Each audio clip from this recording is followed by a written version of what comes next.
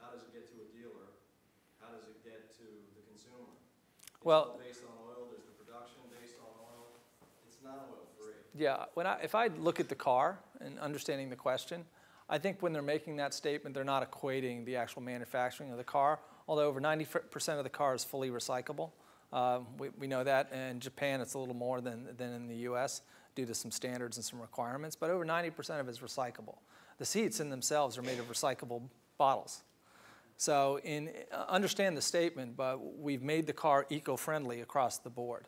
So their statement, I'd say the consumer statement on being off foreign oil is more specific to the gasoline equation than they are to the fact that we take bottles that are water bottles that go into a remanufacturing process and we come out and we build the seats from them. They see that as recycling, and that's very green. And I think everybody could agree on that. Is the battery recyclable too? The battery, it's a battery. It's a lithium-ion battery. So it will go through the normal disposal process. I think the most intriguing thing about the battery is that all the cycle testing has indicated that the battery has a strong possibility, or a reality more to the point, of having second life usage beyond that of the car. So you'll find a cottage industry, then a validated industry starting to spring up around second life battery usage.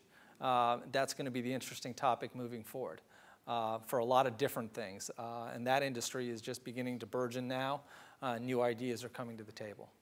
Given your anticipation of further adoption of EVs, has Nissan given any thought to an EV aftermarket, making your source codes or a portion of them open enough that aftermarket suppliers and vendors, can have something to work with, something themselves?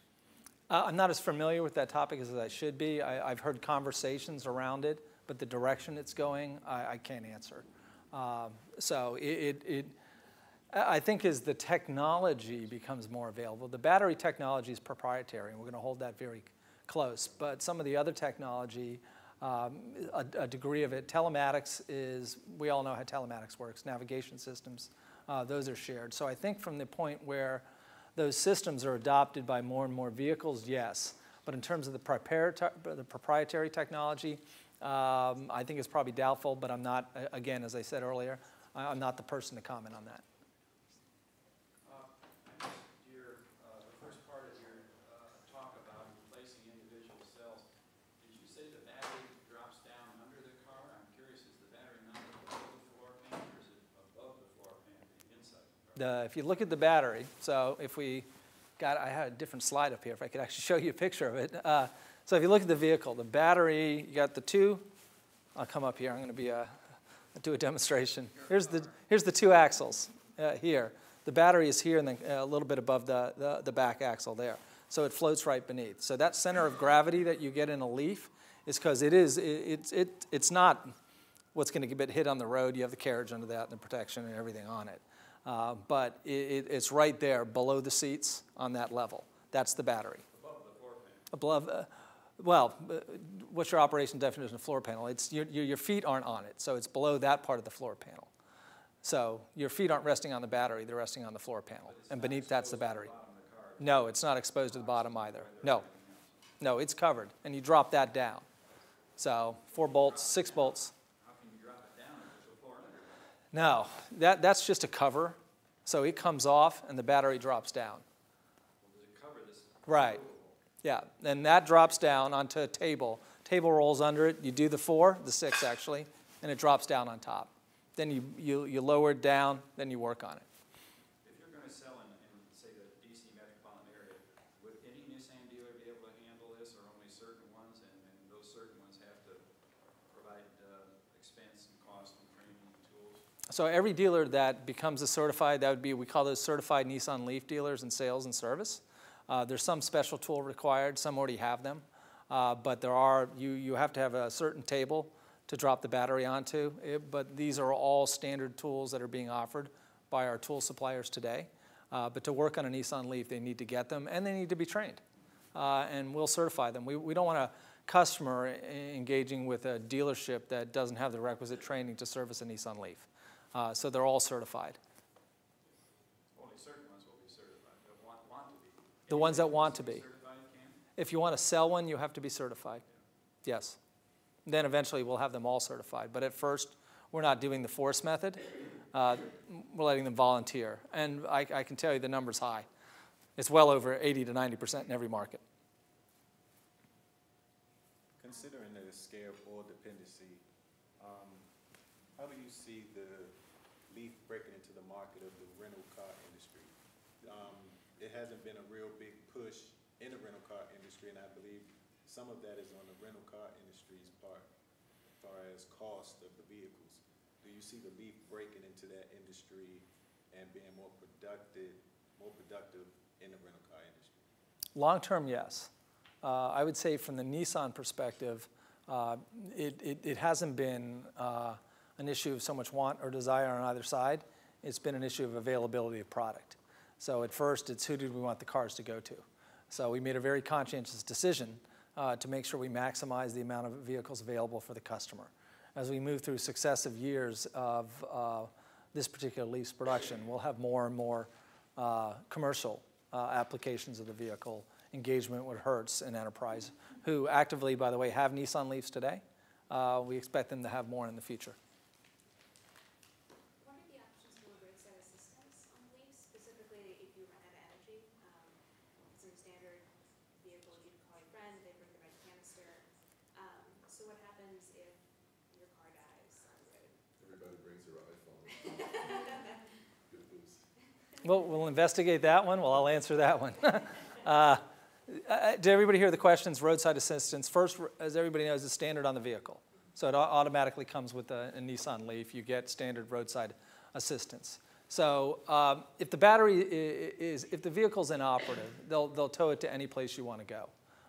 That's the standard rule with the Nissan Leaf. So if you want to go home, they're going to tow you home. If you want to go to the dealership, they're going to tow you to the dealership. So second part. Then they're moving to mobile chargers. The concept is being validated today. They're available, and those will start to be deployed to our service providers, which is cross-country. So you'll have mobile charging available, which will give the vehicle and the battery a charge. So if it's a case where you ran out of fuel, electricity in this case, then you'll be able to charge it back up and go. When will those be deployed? I don't have the exact timeline, but we can get you that answer. Will there be like a number of charges that, like people's alarm systems go off and then the county finally says enough is enough, we're gonna fine you the next time your alarm goes off? Will there be a number of charges that you can get so people aren't depending on the service as opposed to being responsible? Never been asked the question before, so I don't know the answer to that. But I'll look into that. My assumption is no, but don't go on no. Let me find out. And the number of times that happens is very infrequent. Yeah, There's it's a lot extremely of rare noise thus far. around it, but it's a very rare circumstance that we have a car on the side of the road that's dead. What does happen when you get down to zero? Presumably there's a little bit of emergency reserve that'll limp you somewhere for some distance. The car will automatically, the car has a lot of fail-safes. First, it's going to be screaming at you, well before, I don't mean literally screaming at you. I'm not kidding. Then it'll go into survival mode. It's going to protect itself from you. So, right. And then it'll always have, the battery will never be completely discharged. Right. It's going to protect itself. So even when you can't drive it, the battery still has a charge in it. So once it kicks into turtle mode, you still have enough time to get to a location, to get off the road and all that, and limp to where you need to go. What's the range of turtle mode? Depends on drivability of individuals, where on hills, highway, etc. So there's different factors on it, but it's usually 5 to 10 miles. What do you think about volume for next year?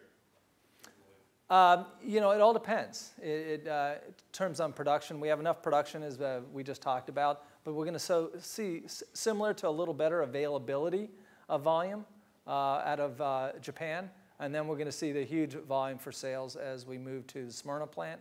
And everybody, if you don't know, so Smyrna, we're building, we're going to produce the vehicles in Smyrna, and we're also building a battery plant in Smyrna.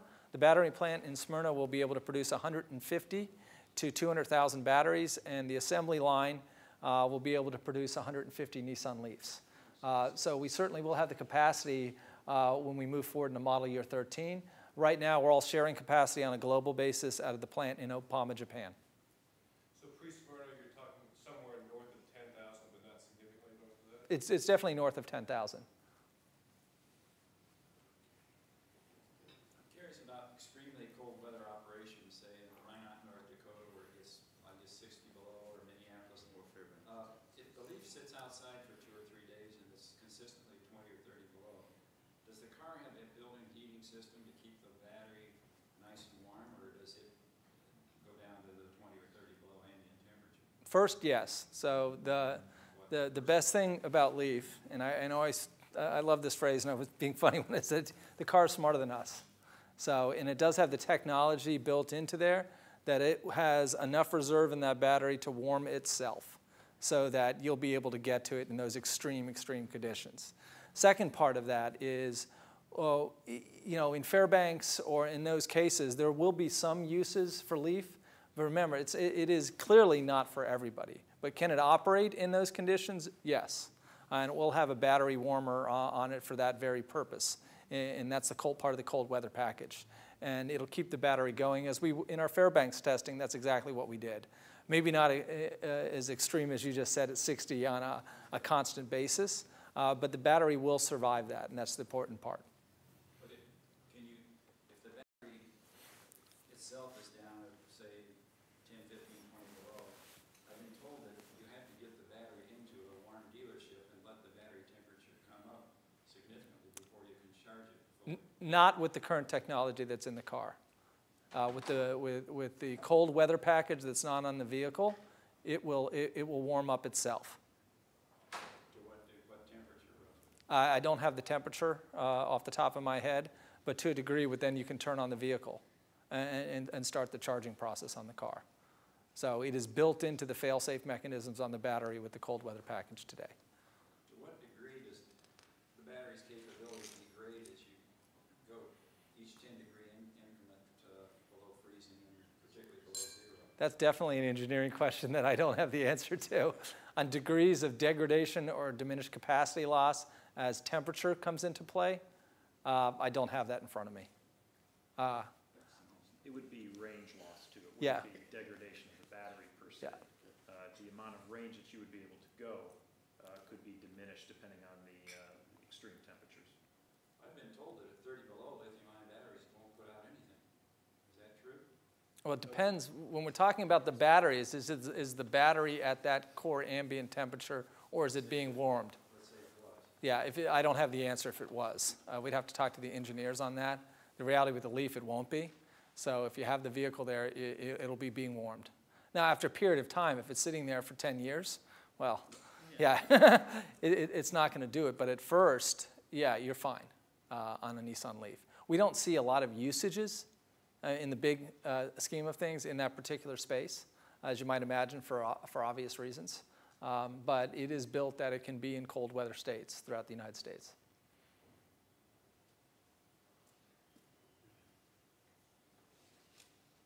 Any more questions?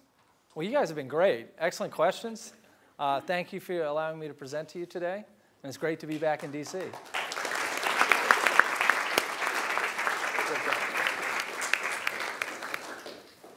Thank you, Brendan.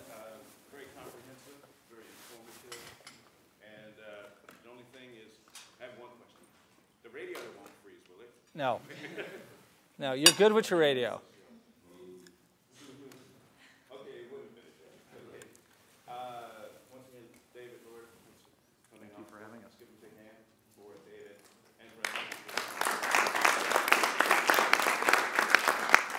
And the Leaf is outside, so folks can take test rides if they like, so that's right outside. So no problem. Can they take test rides? The time is. I just want to remind you that coming up next month on Friday,